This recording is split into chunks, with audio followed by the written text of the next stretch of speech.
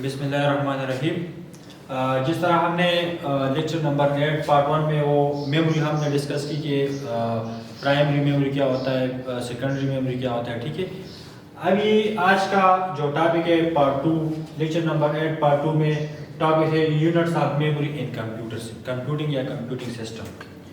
हमने मेमोरी के यूनिट्स को क्या करना है, डिस्कस करना है। हमने पहले पिछले लेक्चर में भी हमने डिस्कस की कि memory is essential part of computer system.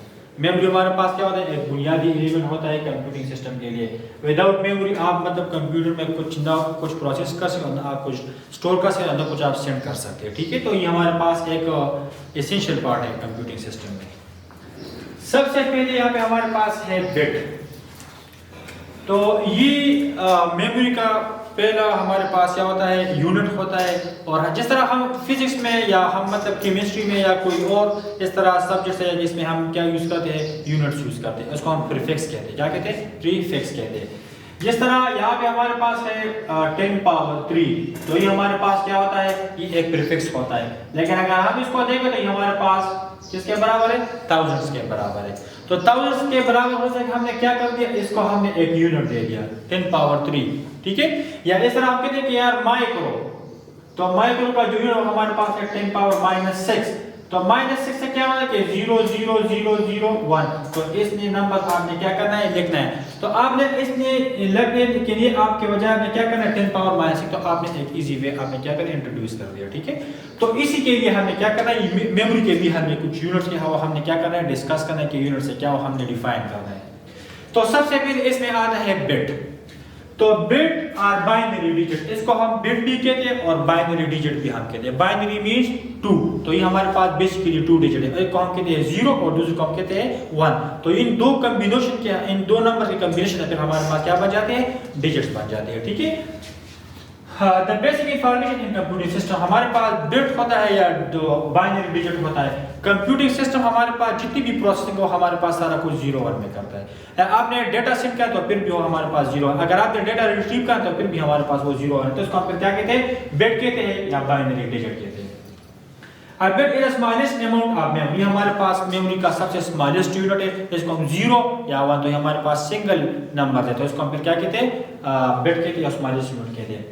A bit can hold only one value or two value, either 0 bit हमारे पास 0 या 0 1 स्टोर करता है, 2 वैल्यू स्टोर, या हमारे पास सिंगल वैल्यू स्टोर करता है, इसको हम 0 कहते हैं या 1 कहते हैं। ठीक है, each binary digit or bit may be stored by any physical system।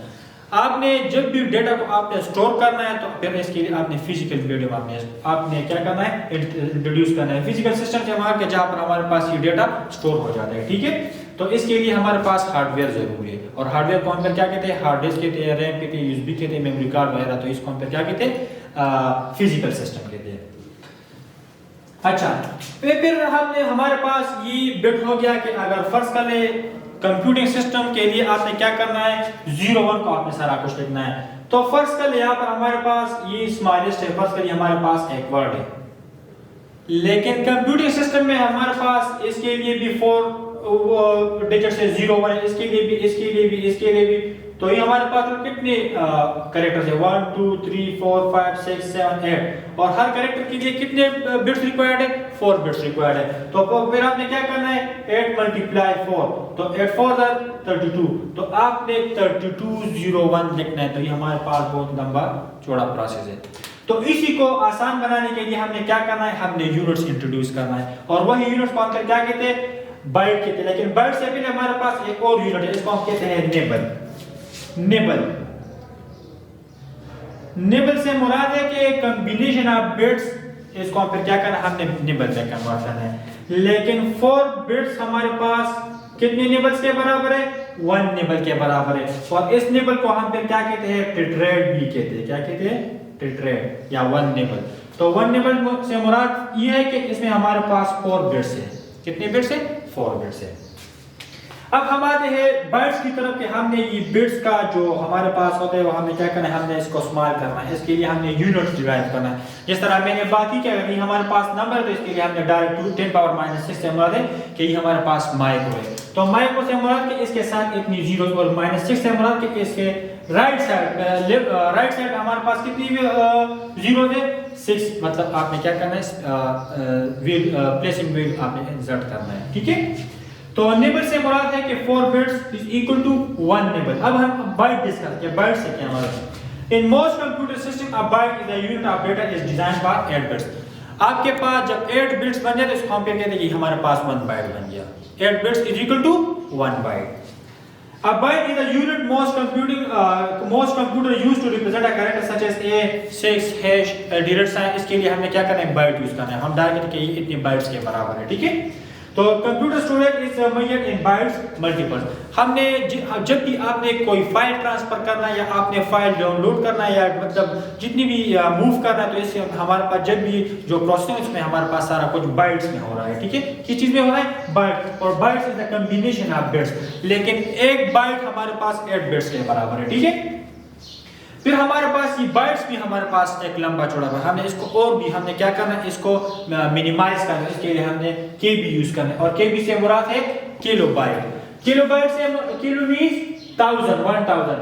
Digital computer has information stored in binary and its unit as the power of 2 and the most nearest number near 1000। हमारे पास जितनी भी यहाँ पे हमारे पास इसका जो base होता है वो हमारे पास 01 पे, तो 01 हमारे पास 2 नंबर है तो इसका बेस 2 है।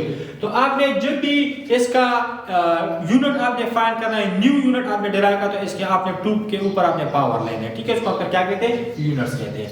लेकिन हमारे पास किलो का क्या मतलब है कि हमारे पास 1000 है, तो हमने क्या करना है, 10 के ऊपर हमने क्या करना है, पावर लगाना है।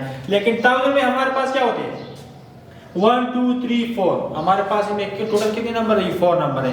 लेकिन अगर इसको हम देखें तो ये हमारे पास बेसिकली 1024 बाइट्स है। और फिर हमने क्या करना है, एक बाइट्स कितनी बिट्स के बराबर है, वो 8 बिट्स के बराबर है। तो इससे हमारे पास कितने बिट्स बन जाए, तो आप ये 10 multiply 10 to power 4 multiply 8 is equal to, ये हमारे पास क्या बन जाएगा, ये हमारे पास बिट्स बन जाएगा। तो इससे इतने बिट्स हमारे पास एक केबी में मौजूद है।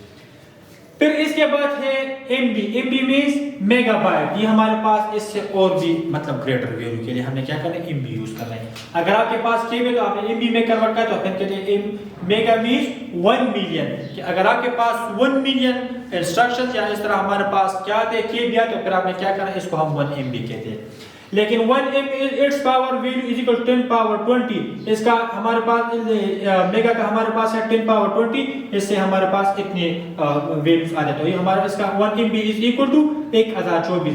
हमारे पास 1 MB 1024 केबी के बराबर है। तो अगर आपने 1024 के बजाय आपने 1 MB लिखा तो हमारे पास और भी आसान हो गया, ठीक है। तो इसी को हमने क्या कन्वर्जन के लिए हमने ये चीज यूज करना है। फिर इसके बाद है GB. GB means gigabytes. The prefix giga means 10 power 30। अगर आपके पास इतने पावर्स की वैल्यू है तो फिर आपने इसके लिए डायरेक्ट 1 GB लिख लें। लेकिन 1 GB हमारे पास कितनी MB के बराबर है, अगर आपके पास 1024 MB आए तो हमारे पास वो क्या बन जाता है, 1 GB बन जाता है। फिर इसके बाद है TB. TB means terabyte. The prefix tera means 10 power 40। तो 10 पावर 40 से क्या हुआ कि हमारे पास 1 TB इतनी जीबी के बराबर है। अगर आपके पास 1024 GB डेटा है तो इसको हम डायरेक्ट 1 TB कह रहे हैं। या हम इस तरह कहते हैं कि यार 1 TB हार्ड डिस्क लगाए, 2 TB 3 TB एटसेट्रा, हमारे इतने हमारे पास क्या होते हैं, हार्ड डिस्क होते हैं। तो 1 TB है इसका एक शॉर्टकट, मतलब जो आसान या मिनिमम हमारे पास हम कहते हैं कि यार इसका प्रीफिक्स हमारे पास है 1 TB is equal to 1024 GB। फिर इसके बाद है पीबी। तो पीबी से मुराद है पेटाबाइट। तो petabyte means the prefix PETA means 10 power 50। तो 1 पेट इज इक्वल टू 1024 TB। अगर आपके पास 1024 TB आ जाए तो इसको हम क्या कहते हैं, 1 पेट कहते हैं।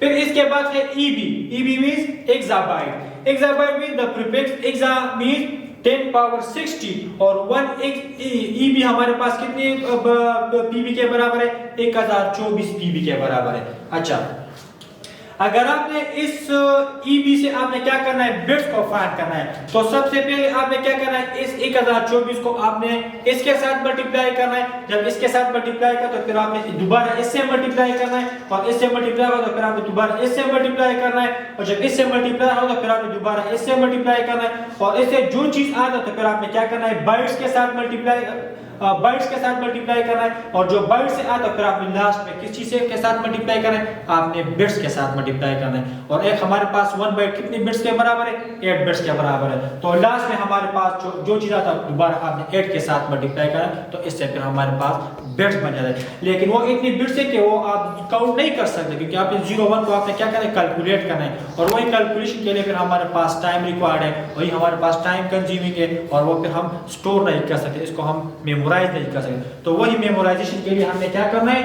यूनिट्स को हमने क्या करना है, प्रेफर करना है, यूज करना है। तो ये होता है units of memory in computer system. Thank you.